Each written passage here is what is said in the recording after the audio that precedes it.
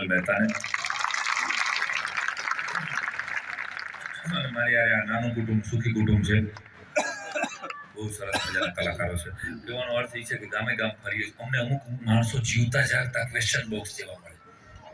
અમુક માણસો એને પ્રશ્નો જ હોય, બધા પ્રોબ્લેમ હોય અને પ્રશ્નો હોય. એમ જીવતા જાગતા પ્રશ્નોપનિષદ જેવા માણસો. એક ભાઈ મને આવ્યો, મને કે સાંઈરામભાઈ, આ ખમ્મા વીરા અને યલો વીરા બે ભાઈ બેન કહેવાય. પેલા હવે એક બ્રાન્ડ છે, એક ગીતનું નામ છે, ખમ્મા વીરાને જાઉં વાર હેલો. ખમ્મા વીરા ને યલો વીરા બે ભાઈ બેન કહેવાય. મેં કીધું ન કહેવાય. મને કે સવાલનો જવાબ આપશો? મેં કીધું મને પ્રશ્ન થાય છે. મેં કીધું શું થાય છે?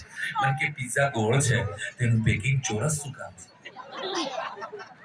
મેં થોડા બનાવ્યા છે પિઝા. જેને બનાવ્યા હોય એને કે મને કે તમે કલાકાર છો, તમે જવાબ આપો.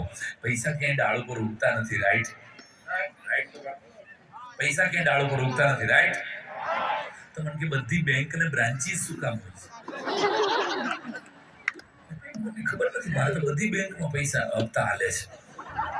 મને કે કૂતરાના બિસ્કિટ ઉપર લખેલું હોય છે ટેસ્ટેડ ઓકે.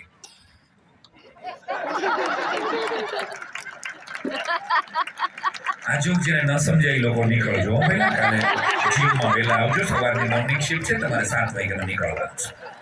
મને ખોટું નહીં લાગે. કૂતરાના બિસ્કિટ ઉપર લખેલું હોય છે ટેસ્ટેડ. મને એ કોણ ટેસ્ટ કરતું હોય છે?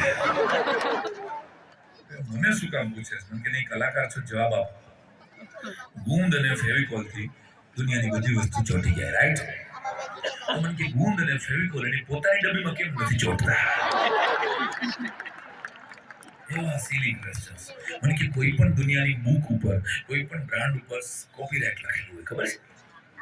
સી કરીને ચકેડું કરેલું આવે, બરાબર ને? નાની બ્રાન્ડ ઉપર સી કરેલું હોય. મને કે ગોળ ચકેડું કરેલું સી છે, એ કોપીરાઇટ સી ના કોપીરાઇટ કોની પાસે હશે? મને ભાઈ સાહેબ શું કામ? મને કે નહીં, જવાબ આપો, કલાકાર છો. મને કે બરોડા થી વડોદરા કેટલું થાય? સમજો છે બરોડા વાળું કોઈ આવા? બરોડા થી વડોદરા કેટલું થાય? અને મારો બાટલો ફાટ્યો. મેં કીધું બોમ્બે થી મુંબઈ જેટલું. બોમ્બે થી મુંબઈ જેટલું થાય. મને કે છેલ્લો સવાલ, છત્રી સ્ત્રીલિંગ શબ્દ છે કે પુલ્લિંગ? ઓબ્વિયસલી છત્રી લીધી છત્રી કેવી? છત્રી સ્ત્રીલિંગ શબ્દ છે. તો મને કે કાગડો શું કામ થાય?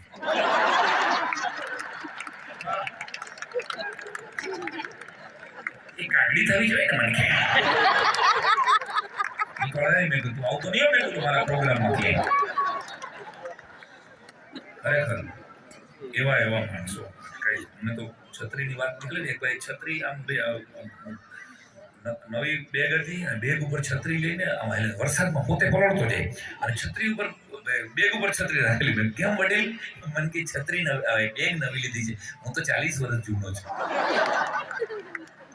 માણસો આપણી આજુબાજુમાં એવા હોય. મને કોઈ પૂછે કે સાંઈરામ તમારા મતે વૃદ્ધ કોણ અને યુવાન કોણ? તો હું એમ કહું કે વરસાદ આવે અને કોઈ પણ ઉંમરે જેને પલળવાનું મન થાય ને, એ કોઈ પણ ઉંમરનો યુવાન છે. અને વરસાદ આવે અને એને કોઈ પણ ઉંમરના માણસને છાપરું ગોતવાનું મન થાય ને, એ કોઈ પણ ઉંમરનો વૃદ્ધ માણસ છે. વરસાદ આવે ને તમને પહેલા છાંટા હારે તમારા પહેલા પ્રેમની યાદી આવે ને, તો સમજી લેજો કે તમે યુવાન છો. અને વરસાદ પડ્યા ભેગા તમને ભજીયા યાદ આવે